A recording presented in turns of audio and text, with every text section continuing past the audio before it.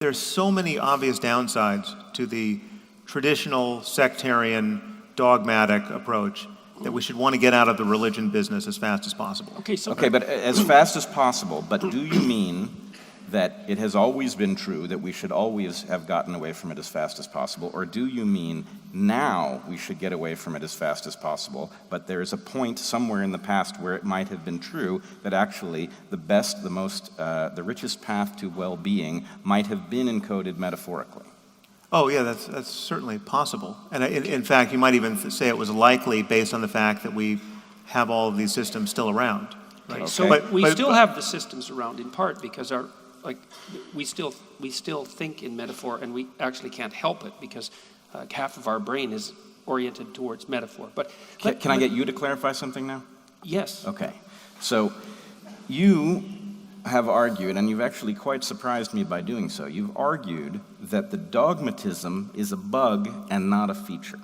You've argued... No, it's a bug and a feature. Okay, it's a bug and a feature. Good. So, yes. But what I thought I heard you say was that the resistance to update was a problem, that effectively it was an obstacle. Yeah, so is lack of resistance to update. Right, okay, There's good. problems everywhere, man. Well, there's a tension. Okay. There is a tension. There's a tension. There's a terrible tension. Okay. Right, well, look at it this way. Look at it this way. Most new ideas are stupid and dangerous.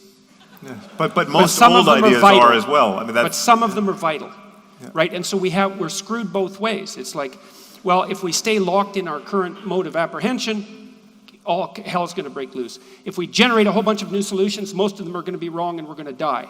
And so what we need to do is, it's a Darwinian claim in some sense, is that despite the fact that most new ideas are stupid and dangerous, a subset of them are so vital that if we don't incorporate them, we're all going to perish. That's the bloody existential condition. And so now, and part of the issue here, and I think that this is, the problem is that, let's take the dogma idea. Okay, so there's the dogma incorporated in the books, but I'm going to throw away the books because the dogma was there before the books. And then the question is, where was the dogma? And the answer was, the dogma was in the cultural practices, and in the agreement that people made with regards to those cultural practices, but it was also part and parcel of the intrapsychic structure that enables us to perceive the world as such.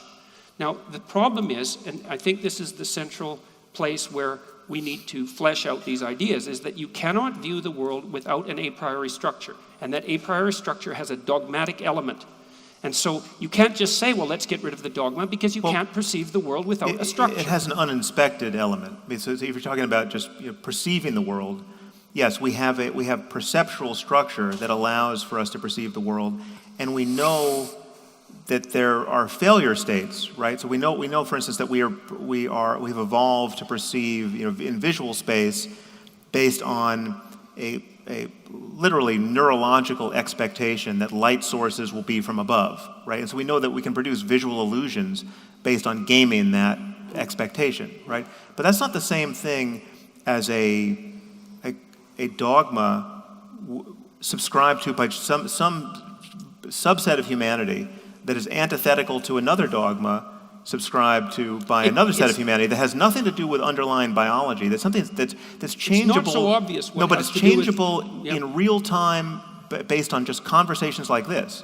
Like, we could have, I get emails from people who can point to the paragraph where they lost their faith, right? Where in reading Richard Dawkins or hearing a debate between me and some theologian, where it's just a collision against rationality, which is so useful in every other context, suddenly proves its utility in this context where they think, well, okay, clearly I know the Muslims are wrong about the status of the Quran. Let me take that spirit of criticism in the internal space of my own culture, and what moves? Well, a dogmatic attachment to Christianity has to move by that same standard. Well, and it's possible to do that, and that's not a matter of getting into the brain and changing your perceptual apparatus.